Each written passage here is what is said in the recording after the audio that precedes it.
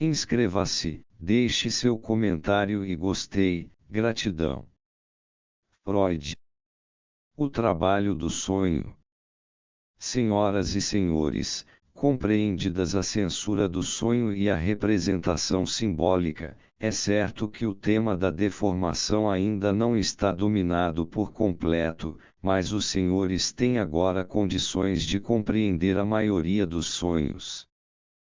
Para tanto, basta que se valham das duas técnicas complementares, evocar no sonhador associações que os conduzam do conteúdo substituto ao verdadeiro e, a partir de seu próprio conhecimento, trocar os símbolos por seus significados. Mais tarde, trataremos de algumas incertezas que aí seguem. Podemos agora retomar um trabalho que já intentamos realizar, ainda que com meios insuficientes, ao examinar as relações entre os elementos do sonho e seus conteúdos reais. Constatamos naquele momento 4 relações principais: a da parte com o todo, a da aproximação ou alusão, a da relação simbólica e a da representação plástica das palavras. Em escala maior, é o que voltaremos a fazer, mediante a comparação do conteúdo manifesto do sonho com o conteúdo latente que encontramos pela via da interpretação. Espero que os senhores nunca mais confundam essas duas coisas. Se conseguirem fazer isso, provavelmente já terão avançado mais na compreensão dos sonhos do que a maioria dos leitores de minha interpretação dos sonhos. Lembrem-se, mais uma vez, que o trabalho que transforma o sonho latente em manifesto é chamado trabalho do sonho. A operação que avança na direção contrária, a que pretende conduzir do sonho manifesto ao latente, é nosso trabalho de interpretação. O trabalho interpretativo deseja anular o trabalho do sonho. Os sonhos de tipo infantil, aqueles reconhecidos como de evidente realização de desejos, passaram em certa medida por esse trabalho do sonho, ou seja, pela transformação do desejo em realidade e, em geral, dos pensamentos em imagens visuais. Eles não necessitam de interpretação, basta que revertamos essas duas transformações. Nos demais sonhos, porém, o trabalho do sonho abrange ainda o que chamamos de deformação, e é essa deformação que cabe ao trabalho interpretativo desfazer. Tendo comparado diversas interpretações, vejo-me em condições de expor resumidamente aos senhores o que o trabalho do sonho faz com o material contido nos pensamentos oníricos letontes. Peço-lhes, porém, que não busquem compreender demais o que segue. A descrição que lhes faço deve ser ouvida com serena atenção. A primeira realização do trabalho do sonho é a condensação. Entendemos por isso o fato de o sonho manifesto encerrar menos conteúdo que o latente, constituindo-se, portanto, em uma espécie de tradução abreviada deste último. A condensação pode, vez por outra, não ocorrer, mas em geral está presente e, com frequência, é enorme. Ela jamais inverte essa relação, isto é, jamais acontece de o sonho manifesto ser mais abrangente e rico em conteúdo que o latente. A condensação se dá na medida em que, certos elementos letontes são excluídos, apenas um fragmento dos vários complexos do sonho latente figuram no manifesto, 3 elementos letontes que possuem algo em comum apresentam-se reunidos no sonho manifesto, ou seja, fundem-se em uma única unidade. Se assim o desejarem, os senhores podem reservar o termo condensação para designar apenas esse último processo. Seus efeitos são bem fáceis de demonstrar. Se pensarem em seus próprios sonhos, os senhores não terão dificuldade de se lembrar da condensação de diversas pessoas em uma só. Essa pessoa composta de uma mistura terá, por exemplo, a aparência de A, mas estará vestida como B, estará executando uma tarefa que lembra C, mas saberemos que se trata de D naturalmente. Com essa construção mista é realçado algo que as quatro pessoas têm em comum. Assim como ocorre com pessoas, pode-se também produzir uma mistura de objetos ou localidades, uma vez obedecida a condição de que esses objetos ou localidades compartilhem de algo que o sonho latente acentua. É como a construção de um conceito novo e fugaz que tem como núcleo esse elemento em comum. Em regra, a sobreposição dessas individualidades condensadas dá origem a uma imagem desfocada e indistinta, como quando batemos várias fotografias valendo-nos de uma única e mesma chapa. A produção dessas construções mistas deve ser de grande importância para o trabalho do sonho, uma vez que podemos demonstrar que, na falta dos necessários elementos comuns, estes são produzidos deliberadamente, como ocorre, por exemplo, quando da escolha da expressão verbal para um pensamento. Nós já tivemos contato com tais condensações e construções mistas, elas desempenharam um papel na origem de vários casos de lapso verbal. Lembrem-se do rapaz que manifestou o desejo de begleit em uma dama. Além disso, temos xistes cuja técnica construtiva remete à condensação semelhante. Mas, excetuando-se esses casos, é lícito afirmar que esse procedimento é incomum e causa estranheza. É certo que a construção dessas misturas humanas que ocorrem nos sonhos tem sua contrapartida em muitas criações de nossa fantasia, que facilmente combina em uma unidade aquilo que, em nossa experiência, não se coaduna. Esse é o caso, por exemplo, dos centauros e dos animais fabulosos da antiga mitologia, ou das pinturas de Boclin. A fantasia criadora não é capaz de inventar coisa nenhuma, o que ela faz é reunir componentes estranhos entre si. Mas o singular no proceder do trabalho do sonho é que o material de que ele dispõe são pensamentos que podem, alguns deles, ser repulsivos e inaceitáveis, mas que são corretamente formados e expressos. Esses pensamentos são levados pelo trabalho do sonho a tomar outra forma, e é notável e incompreensível que nessa tradução, nessa transposição como que para outra escrita ou língua, sejam aplicados os expedientes da fusão e da combinação. Isso porque, em regra, uma tradução se empenha em atentar para as singularidades presentes no texto e em manter separadas as coisas semelhantes. O trabalho do sonho se empenha justamente no contrário, como sucede no xiste, ele busca uma palavra ambígua capaz de condensar pensamentos diferentes e oferecer a eles um ponto de encontro.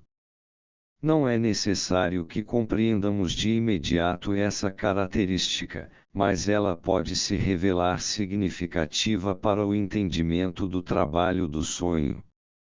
Embora a condensação torne o sonho impenetrável, não se tem a impressão de que ela seja um efeito da censura do sonho. Preferível seria, antes, relacioná-la a fatores mecânicos ou econômicos. Mas, de toda forma, a censura se beneficia dela. As realizações da condensação podem ser extraordinárias.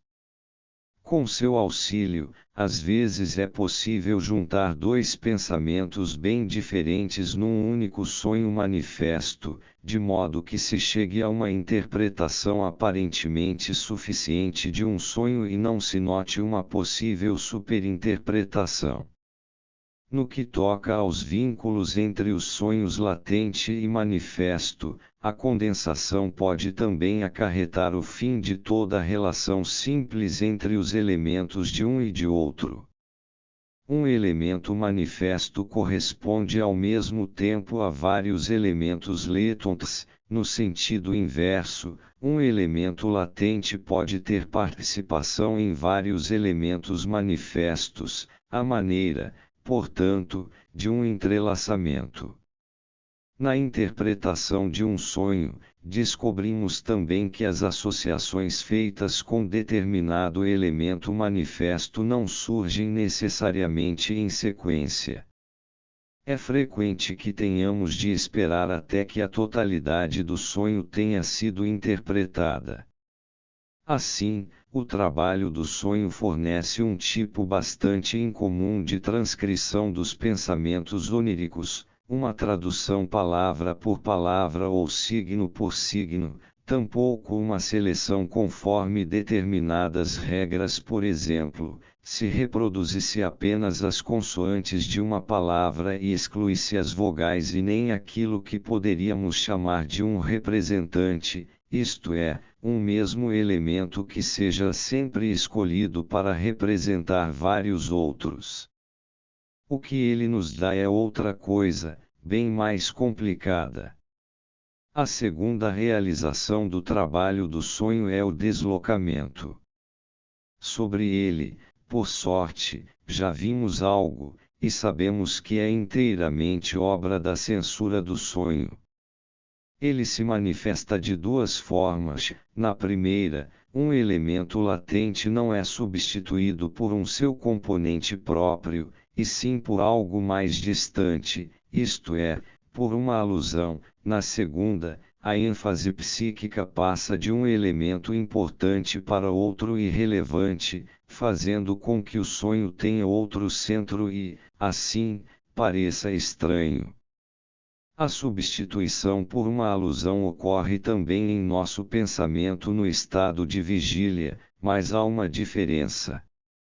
Quando pensamos acordados, essa alusão precisa ser facilmente compreensível, e a substituição deve guardar uma relação de conteúdo com a coisa real.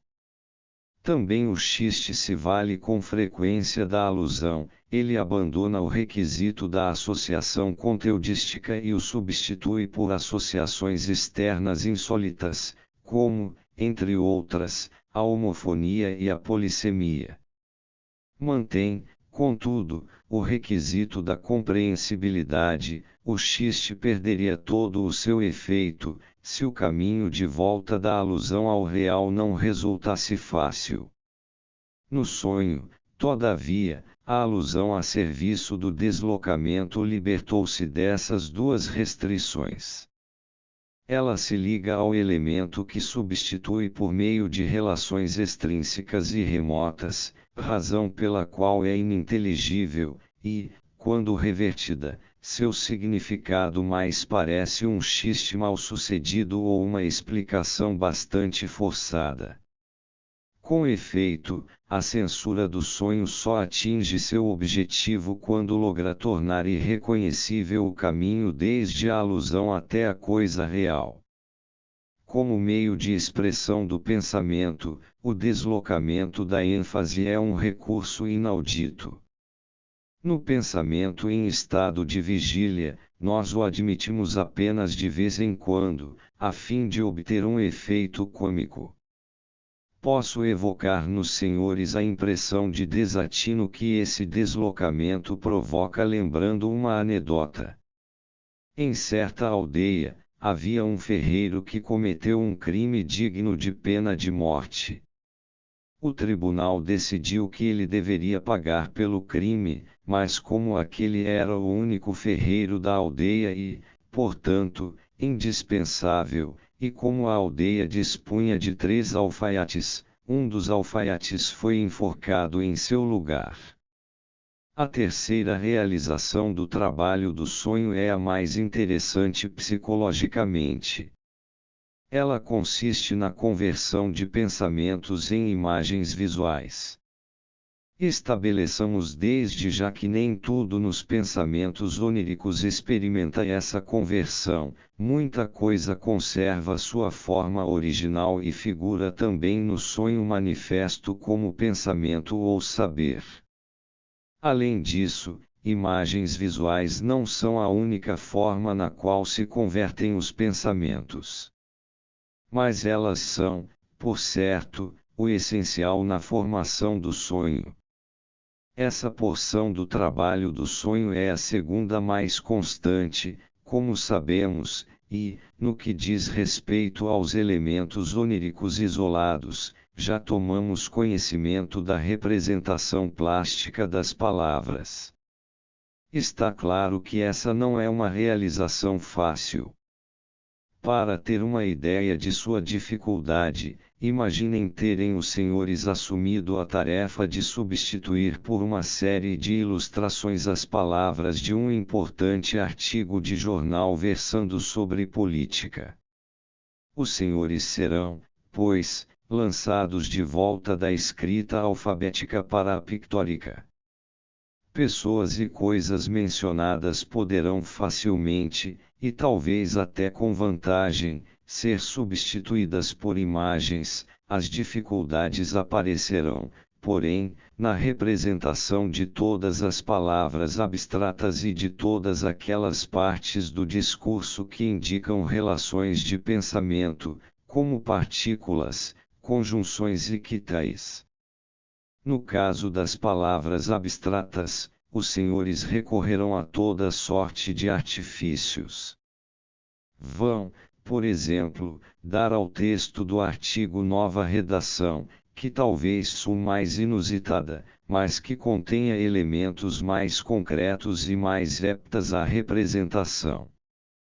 Depois, hão de se lembrar que a maioria das palavras abstratas compõe-se de palavras concretas que perderam sua coloração, motivo pelo qual, tanto quanto possível, recorreram ao significado concreto original dessas palavras. Ficarão felizes em poder representar o possuir besitzen de um objeto mediante um sentar-se real e físico em cima dele dar aufsitzen. Assim faz também o trabalho do sonho. Sob tais circunstâncias, não haverão de ter os senhores grandes pretensões quanto à exatidão da representação. Por isso mesmo, permitirão também ao trabalho do sonho que ele substitua um elemento tão difícil de ilustrar como, por exemplo, a quebra de um matrimônio, ou adultério e rebruxa, ruptura do casamento, por outro tipo de quebra-bruc, a de uma perna bem bruxa. Desse modo, conseguirão em certa medida equilibrar as esquisitices da escrita pictórica, quando se trata de substituir a alfabética. Para a representação daquelas partes do discurso que indicam relações de pensamento, como um porquê, um portanto ou um mas, os senhores não poderão contar com semelhante auxílio. Na conversão em imagens, essas componentes do texto se perdem. Da mesma forma, o trabalho do sonho desalava o conteúdo dos pensamentos oníricos nos objetos e ações que eram sua matéria bruta. Os senhores poderão ficar satisfeitos se, de alguma maneira, tiverem a possibilidade de, nos mais sutis detalhes das imagens, indicar certas relações que, em si mesmas, não admitem representação.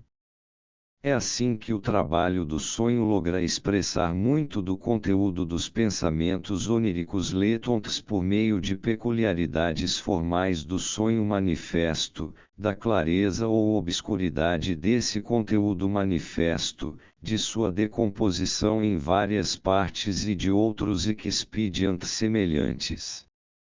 O número de sonhos parciais em que um sonho se decompõe equivale, em geral, ao número de temas principais, aos grupos de pensamentos no sonho latente. Um breve sonho inicial com frequência relaciona-se com o sonho principal pormenorizado que lhe sucede à maneira de uma introdução ou da exposição de um motivo. Uma oração subordinada nos pensamentos oníricos é substituída no sonho manifesto pela inserção de uma mudança de cena, e assim por diante. A forma em si dos sonhos, portanto, não é de modo algum irrelevante, também ela requer interpretação.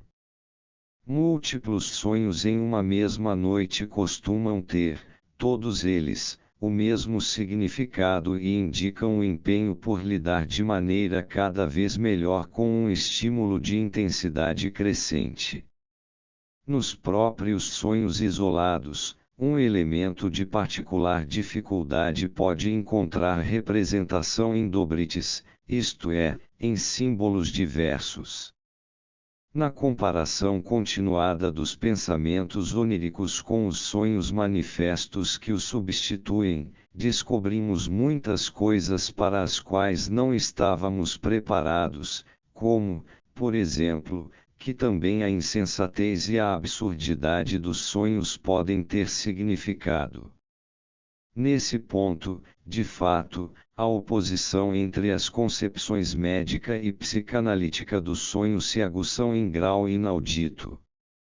De acordo com a primeira, o sonho é insensato porque a atividade da psique sonhadora perdeu todo o senso crítico. Na nossa concepção, ao contrário, o sonho só se torna insensato quando precisa dar representação a uma crítica ou juízo. Isso é absurdo contida nos pensamentos oníricos. O sonho da ida ao teatro, já conhecido dos senhores, 3 ingressos por £1,50, é um bom exemplo disso. O juízo nele expresso reza: foi absurdo ter me casado tão cedo. No trabalho interpretativo também descobrimos a que correspondem aquelas dúvidas e incertezas que o sonhador tantas vezes nos comunica, sobre se determinado elemento apareceu no sonho, se se tratava de fato desse elemento ou de algum outro. Essas dúvidas e incertezas em geral não têm correspondente nos pensamentos oníricos letontes, elas resultam inteiramente da atuação da censura do sonho e equivalem a uma tentativa de expurgo não inteiramente bem-sucedida. Entre nossos achados mais surpreendentes está o modo como o trabalho do sonho lida com oposições no material latente. Já sabemos que concordâncias nesse material são substituídas por condensações no sonho manifesto. Pois as oposições recebem o mesmo tratamento dado às concordâncias e são expressas com particular predileção pelo mesmo elemento manifesto. Um elemento do sonho manifesto que encerra uma oposição pode tanto significar ele próprio quanto seu contrário, ou então as duas coisas ao mesmo tempo. Somente o sentido poderá decidir qual tradução haveremos de escolher. A isso se liga o fato de não haver no sonho uma representação para o não, ou ao menos não uma representação inequívoca. Uma analogia bem-vinda para esse estranho comportamento do trabalho do sonho nos é oferecida pela evolução das línguas. Diversos linguistas afirmam que, nas línguas mais antigas, oposições como fraco-forte, claro-escuro, grande-pequeno eram expressas por palavras de mesma raiz, o sentido antitético das palavras primitivas. Assim, no egípcio antigo, quem significava originalmente forte e fraco. Na fala, as pessoas se valiam da entonação e dos gestos para se guardar de mal-entendidos no emprego de palavras tão ambivalentes. Na escrita, faziam-no mediante o acréscimo do chamado determinativo, ou seja, de uma imagem que não era pronunciada.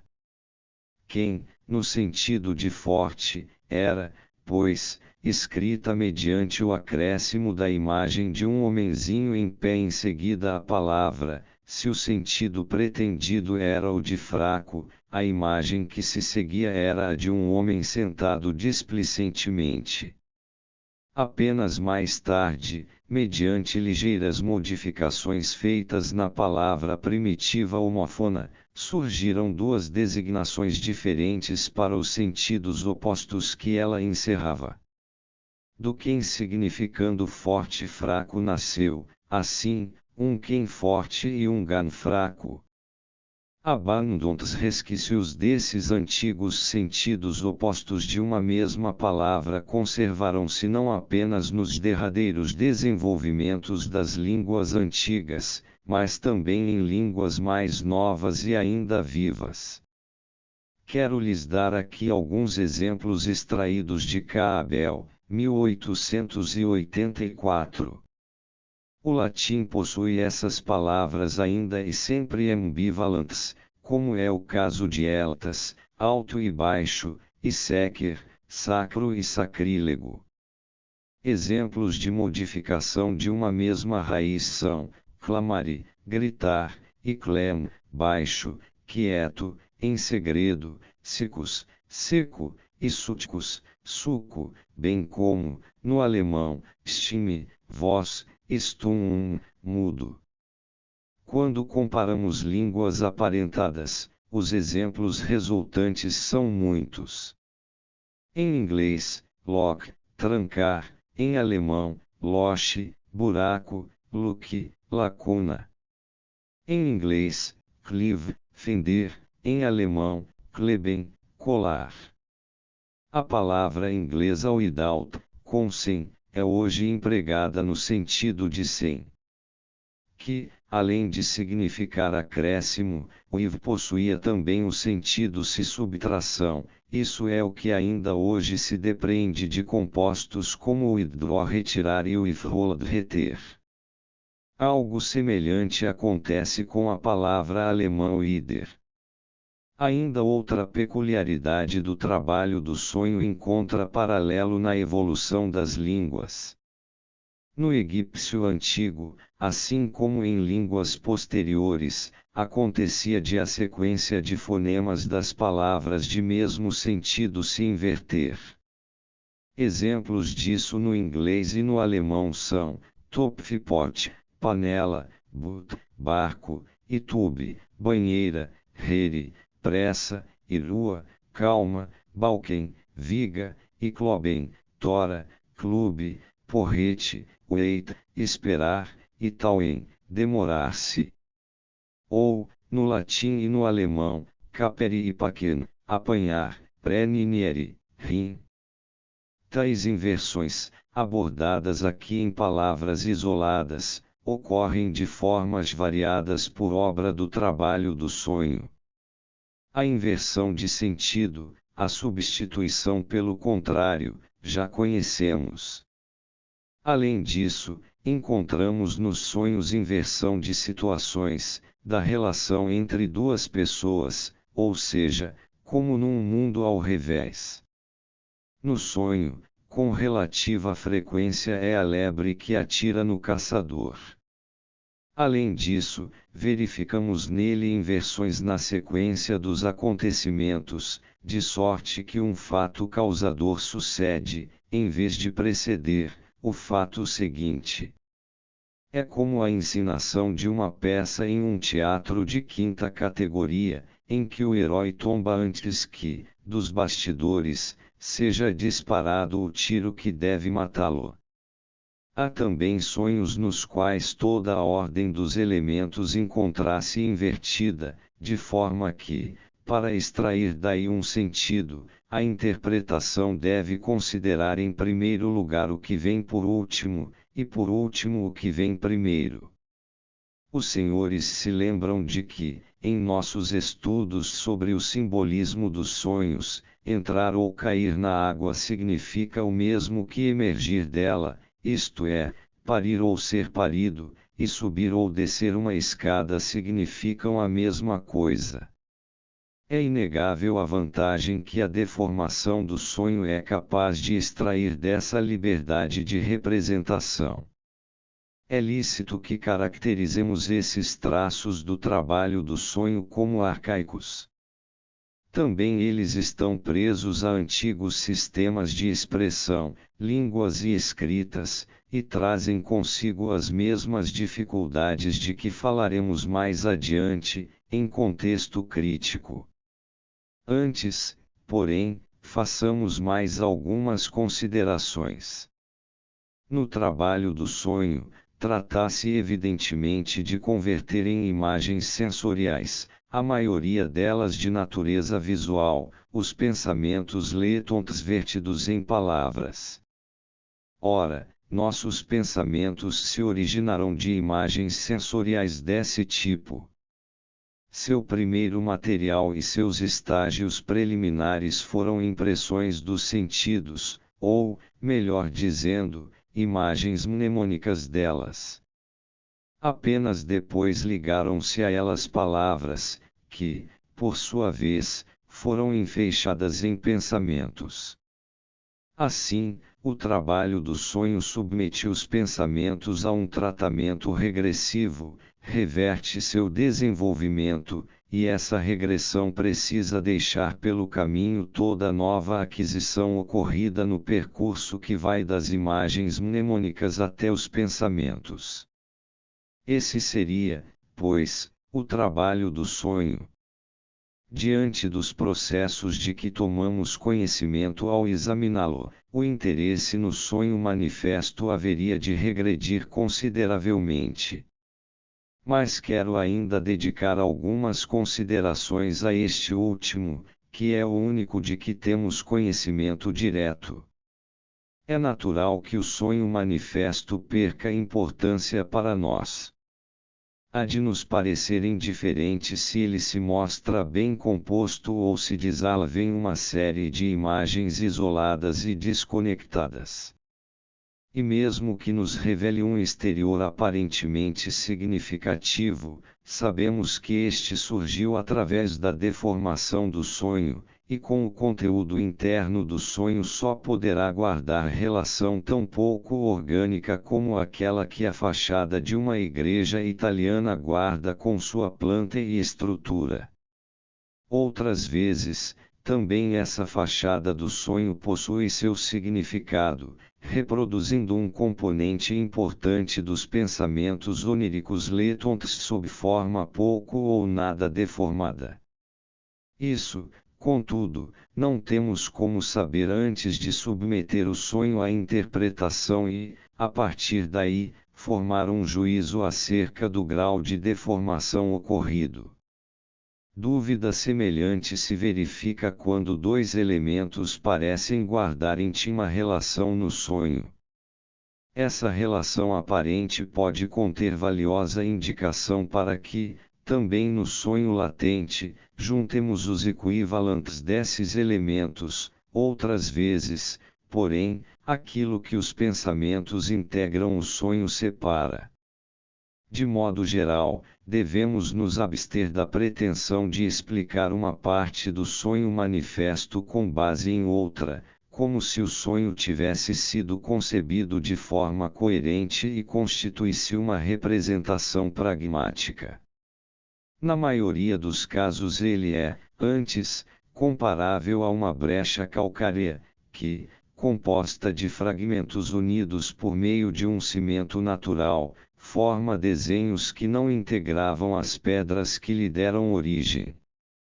Com efeito, há uma parte do trabalho do sonho, a chamada elaboração secundária, que cuida de produzir um todo mais ou menos coerente a partir dos resultados imediatos do trabalho do sonho. Com frequência, ela organiza o material de acordo com um sentido inteiramente equivocado, e realiza inserções onde lhe parece necessário. Por outro lado, cumpre não superestimar o trabalho do sonho, isto é, não lhe atribuir feitos demasiados.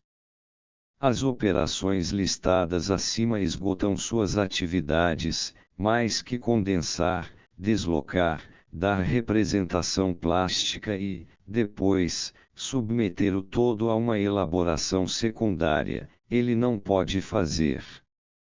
Juízos, críticas, expressões de perplexidade, conclusões, nada disso é obra do trabalho do sonho, e apenas raras vezes manifestação de uma reflexão sobre o sonho, na maioria dos casos, trata-se de porções dos pensamentos oníricos letons que, modificadas em maior ou menor grau e adaptadas ao contexto, penetram no sonho manifesto.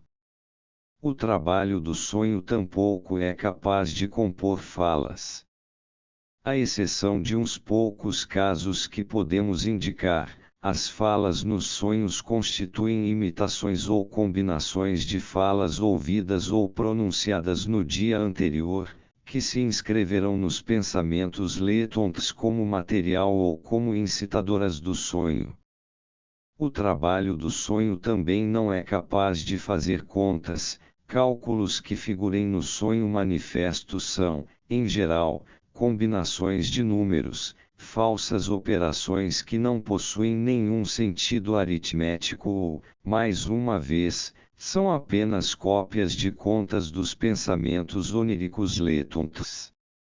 Assim sendo, não é de admirar que o interesse voltado para o trabalho do sonho logo almeje afastar-se dele em direção àqueles pensamentos oníricos letons que, deformados em maior ou menor grau, o sonho manifesto acaba por revelar.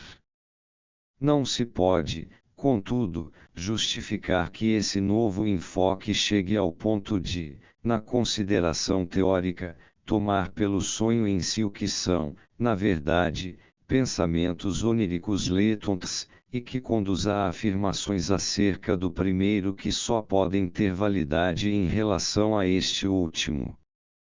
É singular que os resultados da psicanálise possam ser empregados tão equivocadamente, ensejando tal confusão. Sonho só se pode chamar o resultado do trabalho do sonho, ou seja, a forma que esse trabalho dá aos pensamentos letons.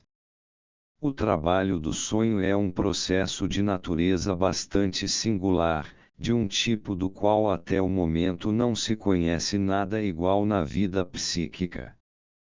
Condensações, deslocamentos e conversões regressivas de pensamentos em imagens como as que ele opera são novidades cujo mero conhecimento já recompensa abundantemente o empenho psicanalítico. Mais uma vez, os senhores podem depreender dos paralelos com o trabalho do sonho os vínculos que os estudos psicanalíticos revelam com outras áreas, em especial com a evolução das línguas e do pensamento. Mas uma ideia do real significado dessas descobertas, os senhores só poderão ter ao tomar conhecimento de que os mecanismos da formação dos sonhos são modelares para a forma como surgem os sintomas neuróticos. Sei também que ainda não podemos ter uma visão geral dos novos ganhos para a psicologia decorrentes desses trabalhos.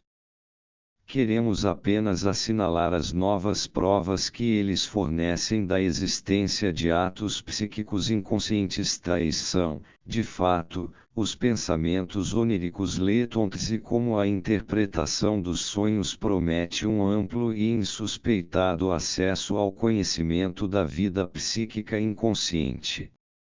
Agora, porém, é chegada a hora de expor aos senhores em detalhes, com uma variedade de exemplos breves de sonhos, aquilo para o qual os preparei em linhas gerais.